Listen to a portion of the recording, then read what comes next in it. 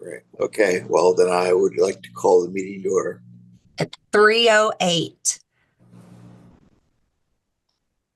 Thank you so much. Do I have a second?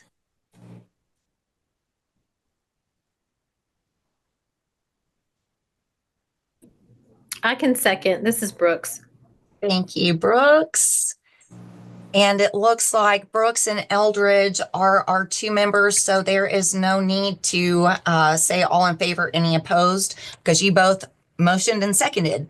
The motion passes. We are called to order. I do need somebody now to volunteer to be chair pro tempore, as well as afterwards secretary pro tempore. Would anybody like to volunteer to be chair today? I will be happy to be chair. All right, thank you. May I get a second on that? I second that. All right. Thank you, Brooks. May I get a volunteer for secretary pro tempore? This is Brooks. I can volunteer. Thank you so much. May I get a second on that? I agree. Yep. Thank you. All right. Eldridge, as chair, we now need to make a motion to adjourn so that we can continue with non-business such as presentations. Okay. Given that we have no quorum, I make a motion that we adjourn the meeting. Thank you so much. May I get a second on that? This is Brooks. I second that. All right. Thank you so much. Motion passes at 3:09. The next portion is roll call. I have already done that. I have noted Brooks and Eldridge as being here. Kane, Maxwell, Matheson, and Simmons are all absent. And then I was aware that Mull, Spangler, and Ziegler had reported their absences for today to me yesterday. All right. We cannot approve our minutes from the previous months. And so our next portion would be the presentation, and it is from the Tennessee Human Rights Commission. We have Muriel Nolan, the executive director, and Jacob Aparicio. Did I pronounce that correctly? Okay, who is the communications director? And you should have screen sharing capabilities.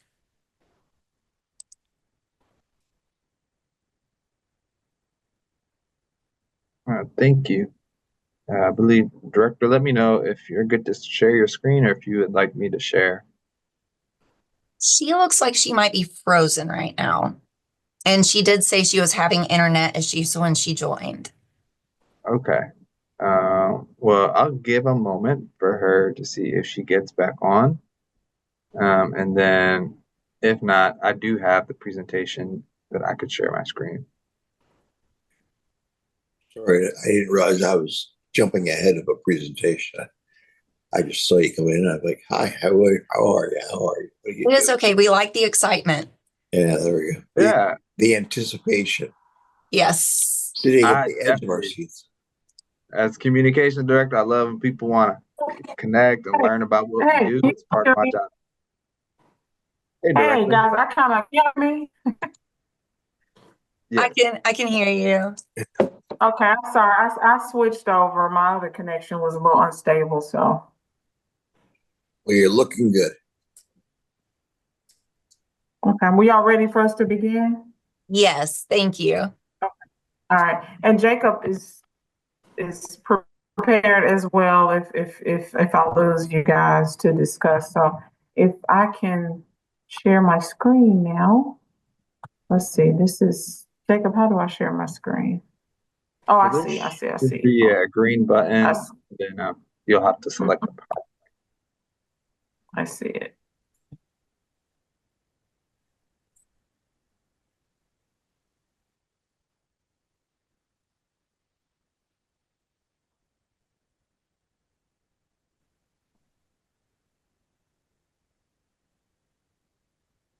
Can everyone see my screen? Yay. Yep. Yes. Okay.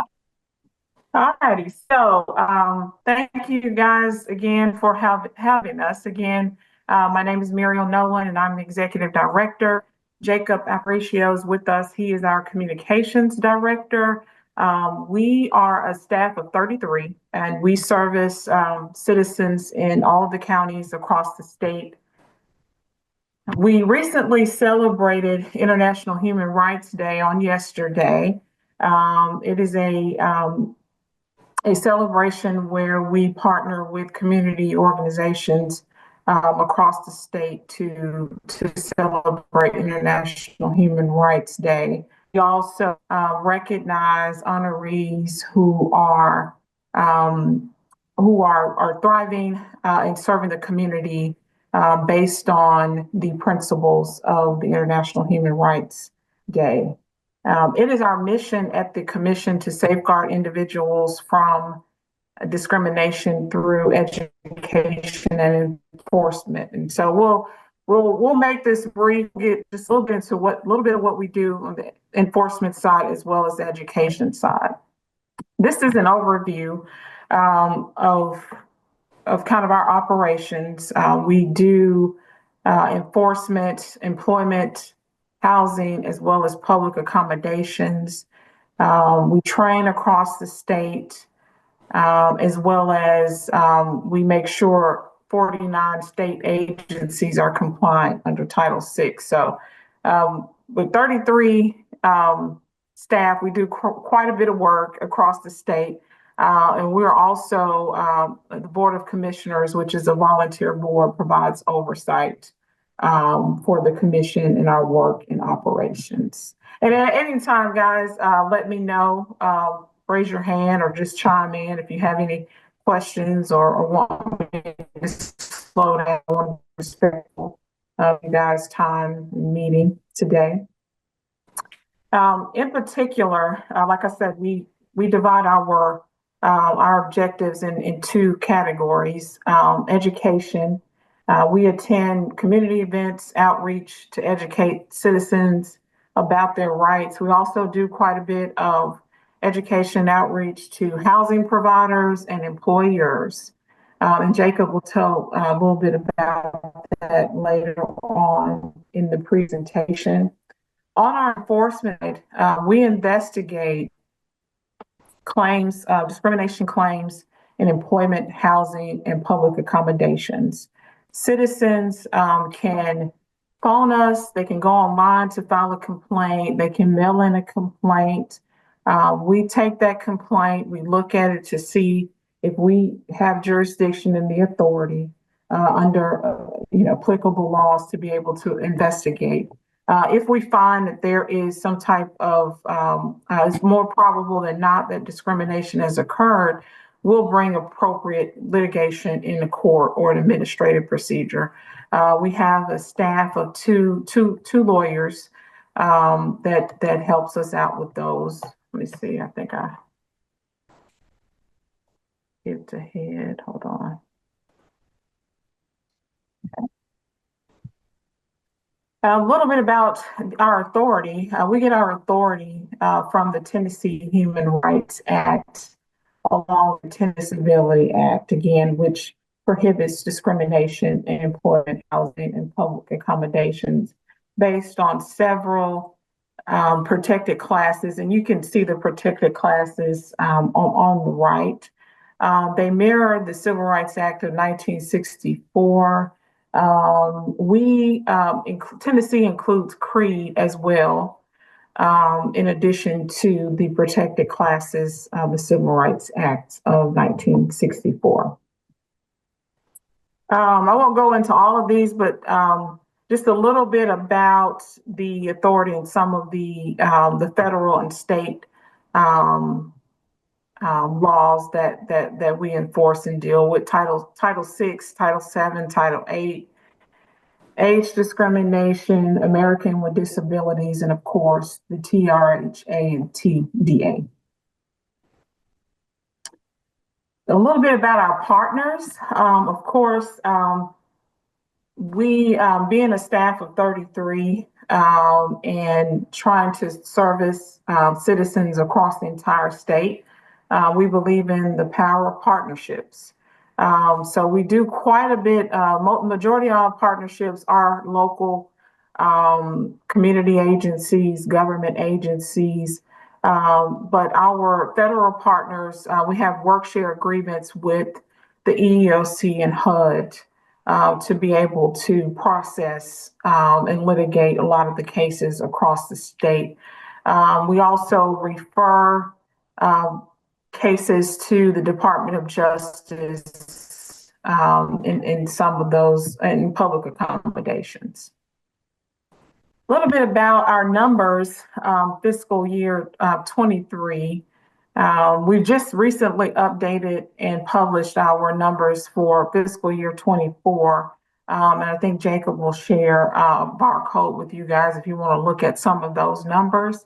But this just kind of give you an overview of some of the volume we get. We reached almost 5 million Tennesseans through education and outreach efforts. Took in 2,300 inquiries. And by inquiries, those are people who are submitting applications to have us investigate their cases. We were able to accept 319 and we closed 330.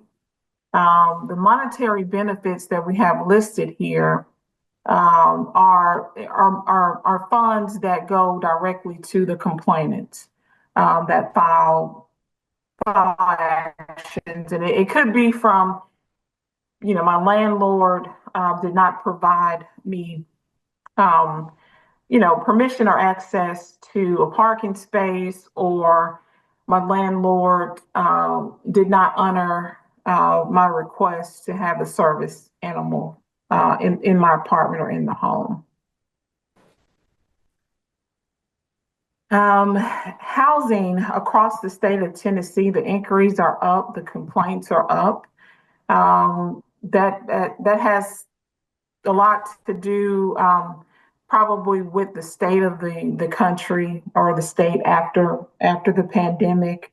Some of it has to do with the rising home prices, as well as our population in Tennessee is increasing, and the overall demographics are just changing. We have a lot of new residents from other states, California, and similar states across this country. So we attribute that to a number of things, but we are our numbers for 2024, I believe, are similar to 23 or may be slightly increased.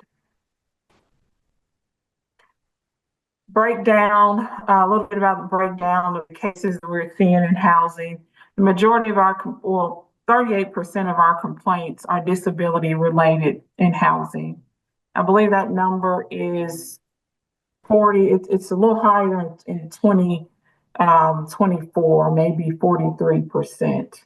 But we deal, the majority of our litigated cases, and I would say probably 90% of the cases where we investigate a case and find that it's more probable that discrimination occurred, 90% of our litigated cases are disability-related cases, and they are mainly in housing.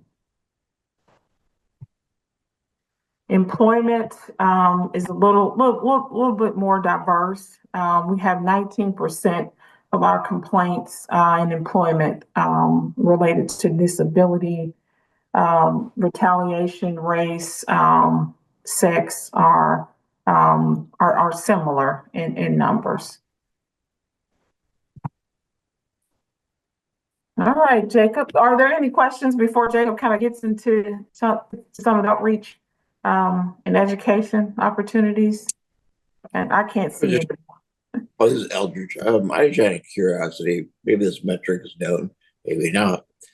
Of the cases that are presented that you find, reasonable to investigate, of those cases, what would you think what is the percentage of those that actually go into a litigation kind of a thing, rather than just a filing a complaint and, and the plaintiff, settles or comes to grip with something or whatever. What level, how many of those actually have to go proceeding into actual litigation type action? Yeah, I'll try to give you kind of a breakdown. So we also mediate. We provide a free mediation service. We have trained Rule 31 mediators throughout the state That's good. that are able. So some of our cases are mediated and resolved before an investigation starts. Okay. Once, if we can't get parties to mediate, then we move to the investigation phase. I would say on average a year, we probably have less than 10% of cases that actually we deem that discrimination probably has occurred, and we start various phases of the litigation phase. So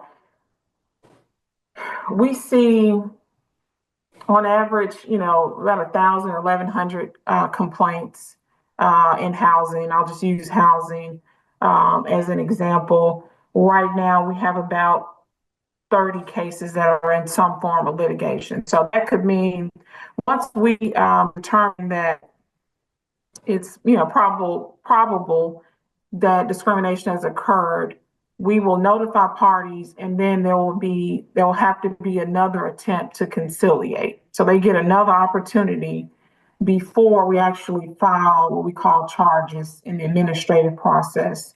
They have 90 days to try to come to some resolve. Does that just the fact that they get a note from you, if you will, show that you're engaged? Does that cause resolution? Yes. A lot. You said does it resolve it? It doesn't result. I'm not saying that. I'm saying once I get a letter, let's say that I'm a plaintiff, and I get a letter saying, "Hey, we got a problem here. Could you guys, could we knock your heads together? Could you guys come to a understanding?" I was just curious how much of that, just the fact that they've been notified by you, how many people would say, "Okay, I think we ought to get a grip and come to understand." It's probably not the majority. I Really? don't have, I have the stats on that. So Wow. we can attempt mediation, like I said, before the investigation process. Our investigators are trained to try to conciliate and have parties come to term Okay. throughout the entire process. So, for instance, if a complainant comes and says, "Hey, I really, this is taxing. If they take, the landlord takes a class and gives me a good reference to find another apartment and $1,200 for a down deposit, that'll settle the case, and then that will kind of start us to go to the respondent to see.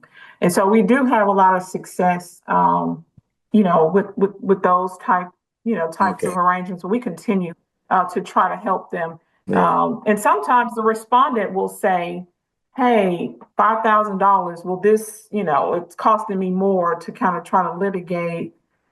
We see some room for improvement. Will this satisfy?" So we attempt that throughout the process. Okay. Sir. I forgot you had a mitigation scenario before it goes into what you're talking about now.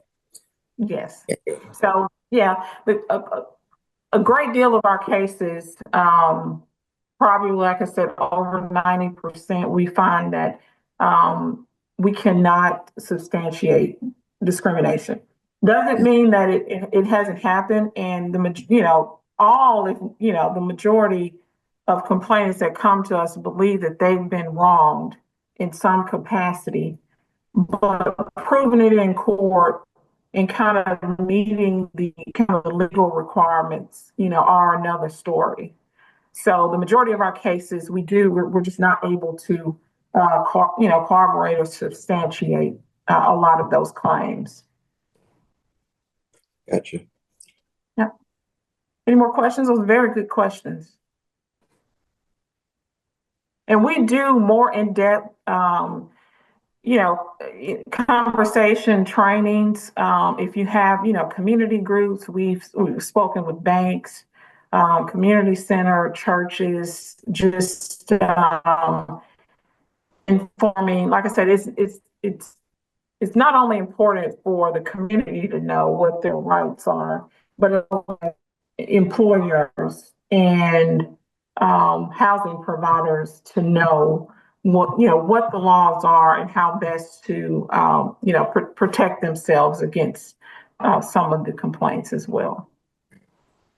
I mean, I'll just say from a personal experience, when I was looking for an apartment here in Knoxville, I had some challenges, and I never thought of it that it would be a human rights issue because I'm disabled and I was having a challenge finding things.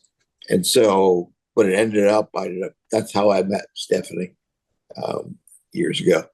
Is just that fact that it did become literally a human rights thing. And see, I never put that together. You know what I mean? It never seemed like that was connected, but obviously it is. Mhm.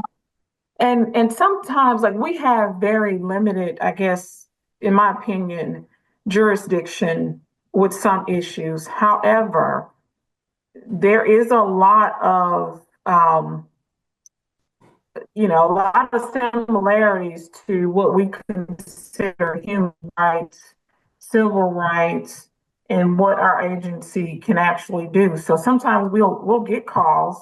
For instance, we got a call a couple months ago about an issue.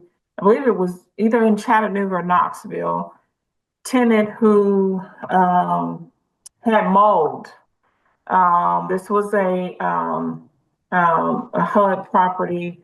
They called us. It was not anything that we at that time, and that person was needing immediate help. And it did not necessarily fall within, I guess, discrimination, disability, or at least according to the CP. But we were able to get that the individual that was calling in contact with a field officer in HUD and a couple of other agencies to get him moved right away. So even if they're not able to, if it's not something, because we're law enforcement, we are making sure people are abiding by laws as they are defined in the Tennessee Code annotated, but we do have partnerships and refer people to fair housing councils across the state,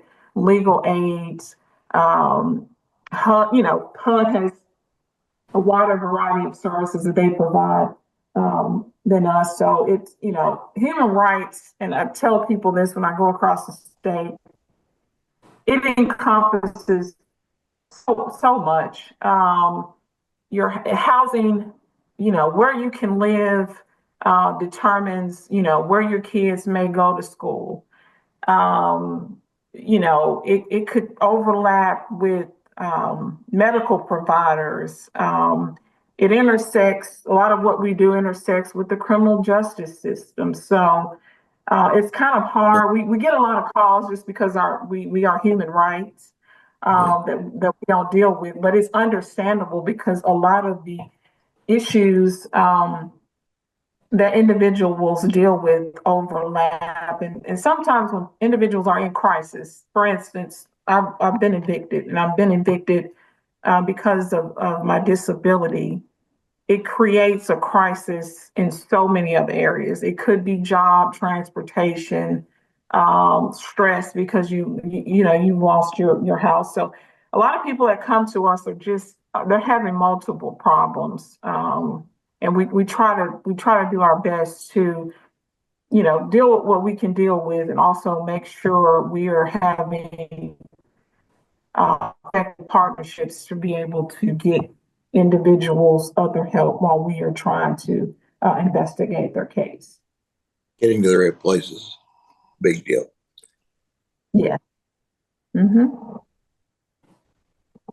Any more questions, guys? I know we're. Uh-huh. I appreciate ahead, the Jacob. questions. I know we've had a lot of conversation, but I did want to share a little bit about our education opportunities that we offer. The commission, as the director noted, we are small but mighty, 33 folks, split up in 4 offices across the state, but we try our best to meet folks where they're at and educate them on their rights and responsibilities under the laws that we enforce. Our education outreach efforts are kind of a two-pronged approach. As the director noted, she had mentioned CPs, so we try to focus on potential what we call complainants and respondents. So groups, folks who may have their rights infringed upon and need to file complaints, as well as organizations, businesses that may receive complaints of discrimination. So educating both sides so that they're familiar with the rights and responsibilities of the law, so that if anyone feels like they're being treated unfairly due to their ability status or maybe their race or their age, that they know the process to ensure that their civil rights are enforced and that they can file a complaint, to protect themselves. As well as we want to and work with potential respondents, folks like housing providers, realtors, um, business owners, so that they know their responsibilities not only to their clients, the folks that they serve, but also their staff, their employees, to make sure that they're treating them fairly, so that they can navigate potential liabilities that would put them in some hot water. So when we go about doing our education and outreach, we have several different methods. So I kind of listed a few here. We do a lot of THRC hosted events and training similar to this. We'll go out and we'll host trainings. At the top left, there's a photo of actually a one-time special event we did over the summer. We recently had our 60th anniversary that we did in Nashville on July 2nd. But we also do annual trainings that we do for potential responding parties. So we do our employment law seminar annually that we host in Nashville, but also online. We live stream, and we did that a couple weeks ago, right before Thanksgiving. And that's for HR professionals, folks who work in employment law.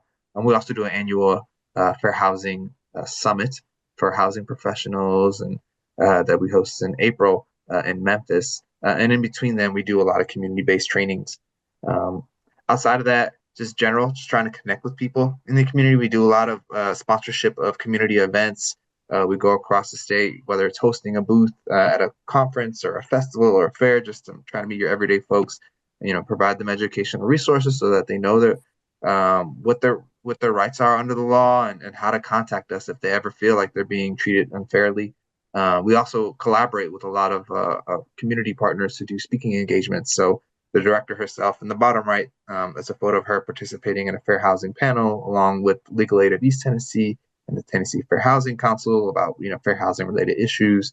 As you all, as Misha invited us out, we do speak to a lot of community groups, whether it's virtual or in person. Just trying to educate folks on what we do, what services we provide. Director, if you could flip over to the next slide. Okay. I'm trying to. Okay. Did that work? I'm not seeing it on my end. Because I can't see the sign. Hold on. Sometimes you gotta click. Yeah, sometimes you gotta click back on the PowerPoint page, the presenter screen, to then click the arrow next.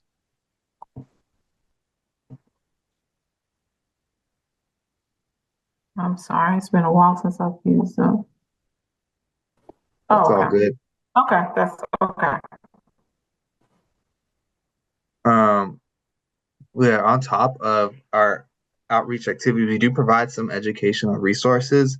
I'm not seeing it flipped over, but I'm familiar, so Yeah. I can share with you all. We do a lot of ad campaigns, putting messaging. I know, John, you mentioned the type of outreach we do outside of in-person and virtual engagement activities. We try to spread the word through media engagement, online platforms. Okay. Yeah, I've shared your ability because I don't know how to get control over it again. So okay. I'm trying. It's I can actually share my screen if that's fine. Oh, okay, it went through. I got it. Oh, now Yay. it's left. Mhm. Okay, there you go. Okay. Voila. Yeah. We do a lot of ad campaigns. So we do, I try to focus on separate areas. So going with local papers and, the Nashville metro area, Memphis metro area, Knoxville metro area, Chattanooga metro areas. At the bottom is actually one of the examples of our campaign. We did, a lot of some Spanish language newspapers that we did here in Middle and West Tennessee.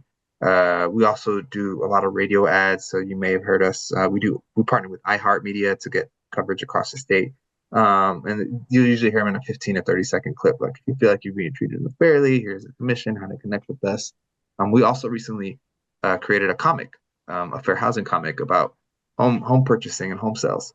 So it's really tiny on this screen, but if you like, Misha, I can follow up with you with the digital version. But it just gives some scenarios of what discrimination can look like if you're trying to buy a home or if you're trying to sell a home. Just trying to think of unique ways to engage people so we can get the message across, and maybe get a bit of a younger audience. So we do have some of these resources. I can share it with Misha, and she can follow up afterwards. If you are interested, I know for the council, each council member represents different, communities, community groups. We offer educational training. So we just made live our presentation request form. So if you know of events that we could either present a training at, maybe just host a booth and, provide resources. We have the QR code that you can scan that'll take you to, I think this will take you to our website. But I can also follow up Misha with the link to submit the form. You can also email us at AskTHRC or just give me a call, give us a call. Those are some of our contacts. But I'll follow up with this information, Misha, afterwards so that you can share it with folks. Thank you so much. And if you all see them out, they have this handy little magnet in the shape of Tennessee that you can grab from them at one of their events. Mhm. And we also have, as Jacob said, 4 offices. We are located right now, we share space at Pellissippi State. I think we are hopefully moving closer to downtown soon. But these are, right now, we're located in Knoxville, 7175 Strawberry Plains, and citizens can walk in.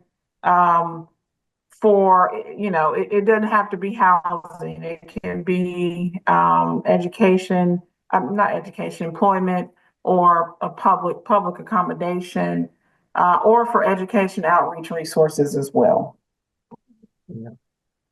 I think I saw Miss Ann, Regis Ann shared, Yeah. raise your hands. I don't know if you have a question. I had a question, but that last slide answered it for me. I wanted to know where the closest office was. So Okay, that yeah. answered. Thank you very much.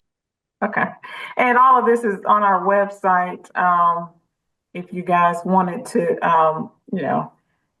scan the QR code. I'm just now getting up to date with QR codes and things like that. Or our address is right above. And if you find yourself in a situation where someone's asking you a question with something related to human rights, civil rights, and you don't quite remember what we do, just phone us, and we'll be happy to take a call or receive that from that person, even if it's not something that we can actually investigate or help them with. Thank you both so much for being here today. This was really educational, and we really appreciate you all doing what you do and coming to speak to us today as well. Yes, thanks. Okay. Thank you for having us. We are trying to kind of we're kind of pretty much new administration. Jacob's been here about a year and a half. I've been here 2.5 years. So we find it a little easier to be able, since our central office is in Nashville, to connect with community groups in Memphis, I guess because they're much bigger. But we'd be happy to come in person or virtual If you guys are needing assistance, we are state. We get our funding from tax dollars, and we want everyone to feel welcome. Believe it or not, a lot of people, not a lot of people, but we do still have some people across the state who don't really understand that they could potentially be in a situation where they've been discriminated against. So we want everyone to understand if you are from national origin, if you're from any other country besides the United States, if you're over 40, if you are any. Oh, we lost her. Oh, she's coming back. Yep. She was on a roll too. I know. A director, you're on a roll. I got my point. We are an agency that is potentially could impact every adult in the city, regardless of race, color, national origin, age, and gender. So.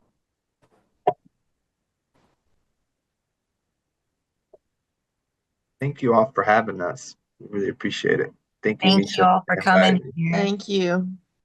the council members for your questions. Thank you so much. Thank you.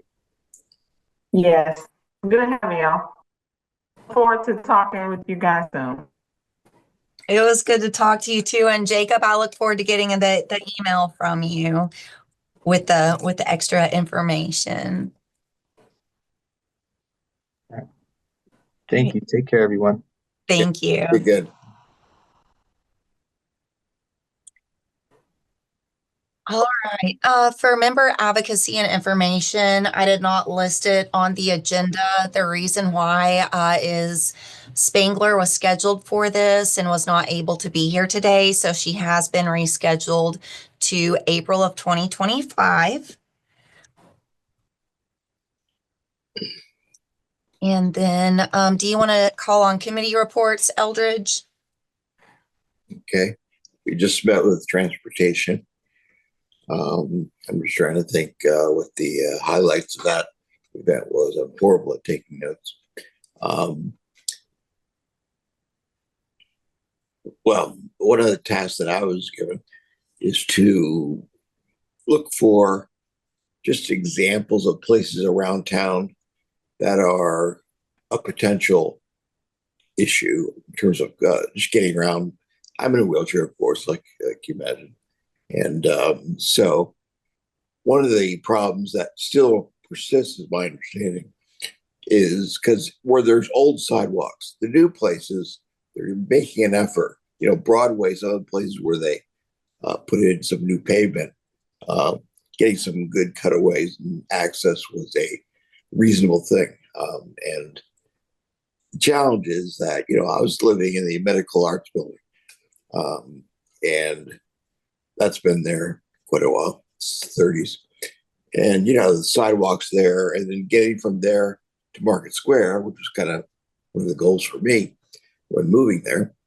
You know, the various curbs and sidewalks and such that I had to traverse was, well, I was in a Provo. That thing has outrageous amount of what do you want to call it, horsepower.